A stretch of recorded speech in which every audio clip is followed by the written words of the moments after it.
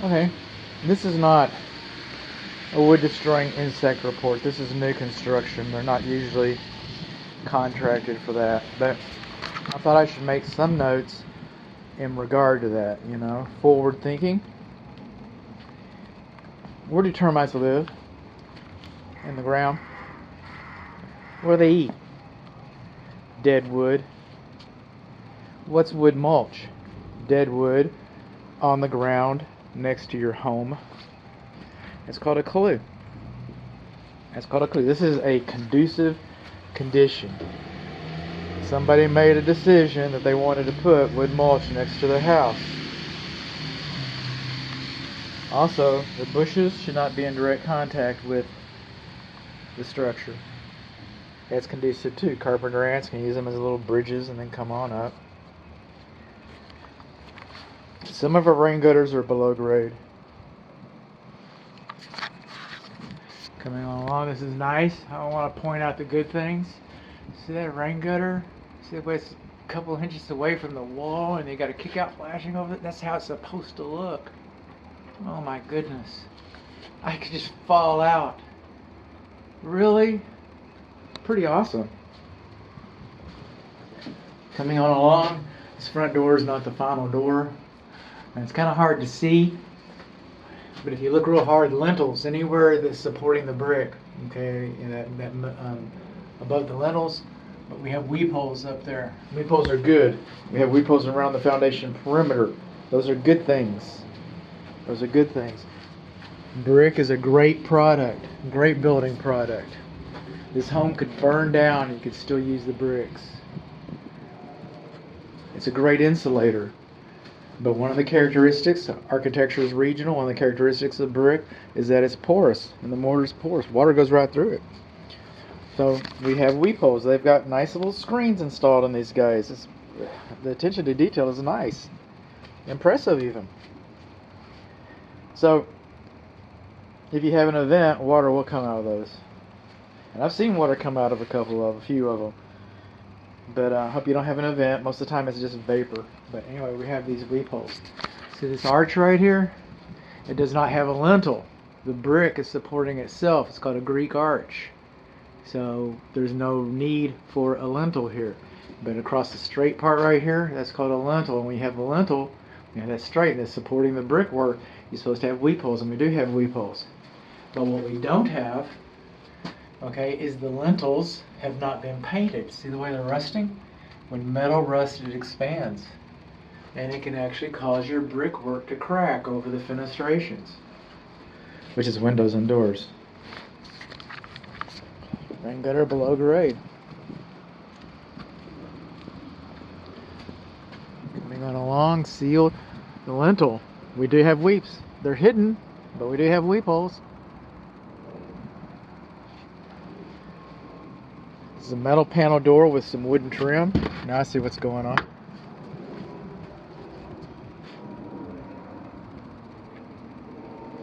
Now, we're going to talk about this in a moment, but you see the shingles and that little edge flashing, that metal right in there, and then we have the, fascia board and soffit board and freeze board, but that metal right there, when it overlaps, it's supposed to overlap a minimum of 2 inches, and it's doing that. It's doing that. But we're going to talk about that here in just a moment. If I've got enough battery. Coming on along, the gas piping is bonded. That's good. That's a good thing. This is called a parge coat. Okay, it's like a cake frosting along the foundation perimeter. And it's aesthetic. This actual foundation is because I can see the little circles right in there, telegraphing through. It's a post-tension slab. So we got the post tensions running through there. The cables will look very strong, very effective. But we've added this parge coat, which again is, an aesthetic. It's decorative. So just because this parge coat cracks doesn't mean your foundation is going to crack. It's cracked behind it. And just because it's not cracked doesn't mean that your foundation's not cracked. That's an aesthetic. It also creates voids. because it expands and contracts at different times. And termites can use the wood mulch to come up and come behind the purge coat and to gain access into the building. I'm not saying that they're going to do that. I'm not saying that as a real comment. I'm saying that that's a weak point. So when you're monitoring your home, or when you have a pest control company come out and you're checking that, these are all things to take into consideration. It's just the nature of the beast. That's the way the animal operates. See these rain gutters? They do not discharge out far enough away from the home. They should be discharged right out here. That's going to be horrible. People are going to be tripping on it. Yard people are going to be messing with it. It's going to be horrible. You can take them underground and bring them out away from the house. But right here, I do not know why builders put the splash blocks out backwards. Just to give home inspectors something to talk about. I honestly believe that. It's put the splash blocks out. They give them something to talk about. When you're like, oh, ha it off or whatever. And then I heard him say, I know this builder's not going to do it.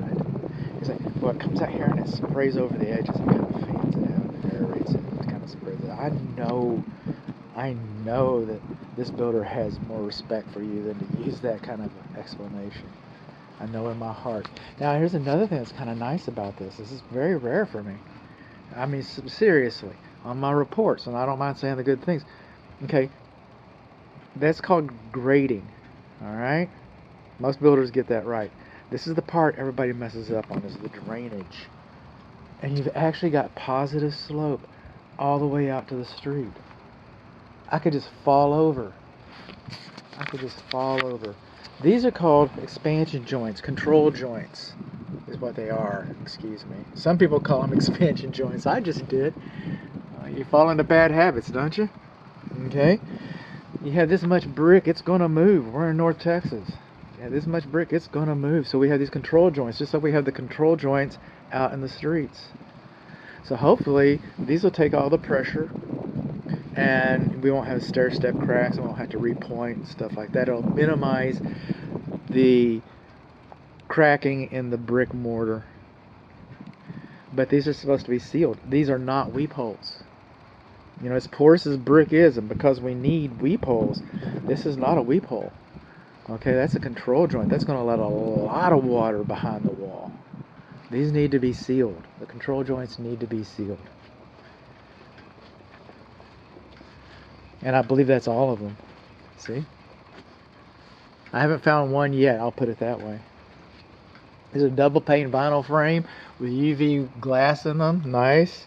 Solar screens. Nice. This is a clean out, a sewer clean out. It's not the main clean out, but it is a sewer clean out.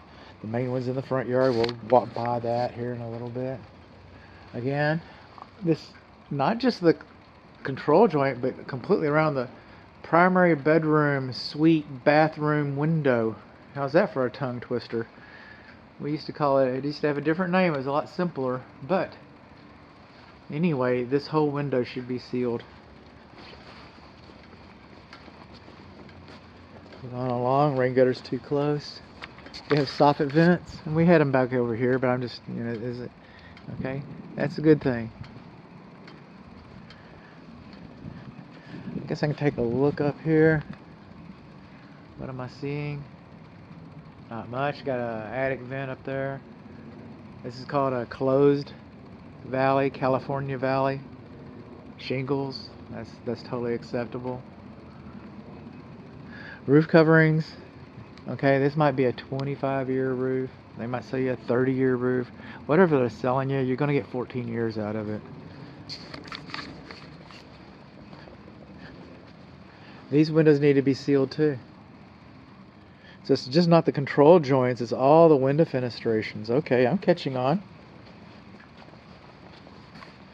I'm not that slow.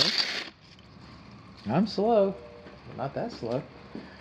Okay, these columns that come in, all right, to support the patio cover. Look at that overnotching up there. What, is that something or what? Well, that's just tacky. All right, so we've got these baseboards, okay, around the columns, so I cannot see, I cannot determine, I cannot ascertain that stands were installed underneath these posts, columns. metal stands keep the water from wicking up and causing them to rot prematurely. I can't tell. So I'm going to say none observed, none apparent. Weeps. Yeah, we got weeps.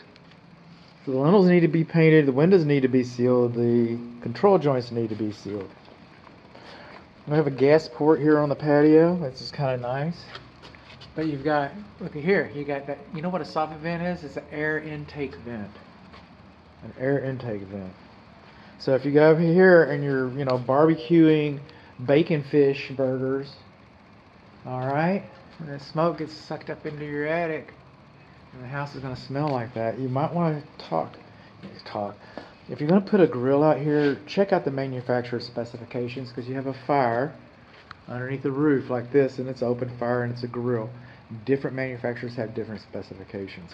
Some grills, they're perfectly okay with it, and I would be tempted. I don't barbecue bacon fish burgers, but I would be tempted to have my grill underneath the patio. I'm not telling you to do that. I'm telling you it's wrong. Again, grading and drainage is pretty good. Okay, somebody's been digging up the lawn sprinkler line. We got irrigation lines. That's good. You can kind of see that there a little bit. Too close. Open control joints. Okay, fenestrations haven't been sealed. This is the kitchen vent fan. We got an open clean out. We got an open sewer clean out right here. Sewer gases just come right in the kitchen window. Look at that. That's kind of handy. Just open the window if you want to. You need you feel like you're getting faint or something. You need a seltzer salt. Just open the window and the sewer just jumps up in there. It'll be all right. Moving on along, and you know how I was bragging about the grading? Not the grading, but I was bragging about the drainage. I was bragging about both of them actually. This needs both sides. This all needs to be rolled. This is a good example because this one kind of sticks up like a hump. Get that? So I thought I was going to be real smart and I was going to put a level. I've got a 6-foot stick. We'll put a level out here, and it still has positive pitch. I tried, but it still needs to be rolled. All this needs to be rolled. That's where we got our water pressure. You see these little circles? That's the joints. These are the main sewer cleanouts. Parge coat needs to be sealed. Look at there. And I promised, if we had enough battery, I promised I was going to remember at the very beginning I was talking about this flashing being lapped a minimum of 2 inches. Over here at the crown, it's just cut and it's bent. All right. Well, that's kind of tacky, but there's really no other way to get around